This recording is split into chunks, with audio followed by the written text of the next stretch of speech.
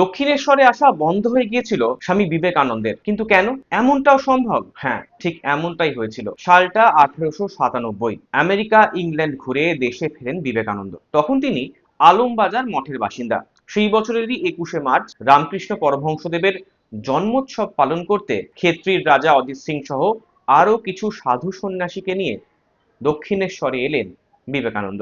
সেই 1881 সাল থেকেই রামকৃষ্ণের জন্মোৎসব দক্ষিণেশ্বরেই পালিত হতো। কিন্তু 7 সমুদ্র 13 নদী পেরোনো বিবেকানন্দ দক্ষিণেশ্বরে আসতেই ঘটল সেই অঘটন। প্রয়াত রানী রাসমণির জামাই মথুরা মোহন বিশ্বাসের ছেলে ত্রৈলোক্যনাথ বিশ্বাস তখন দক্ষিণেশ্বরের অছি পরিষদের বেশ প্রভাবশালী সদস্য।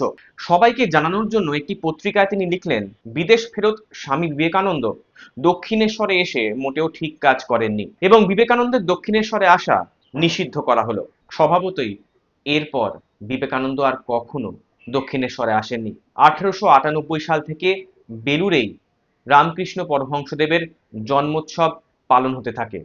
শুধু বিবেকানন্দ কেন, বিবেকানন্দকে অনুসরণ করে রামকৃষ্ণ মঠের অন্যান্য সাধু সন্ন্যাসীরাও দক্ষিণেশ্বরে আসা বন্ধ করে দেন। ভিডিও দেখার ফাঁকে ফলো করুন টুক করে কলকাতার কলম্বাস নতুন নতুন গল্পের খোঁজে।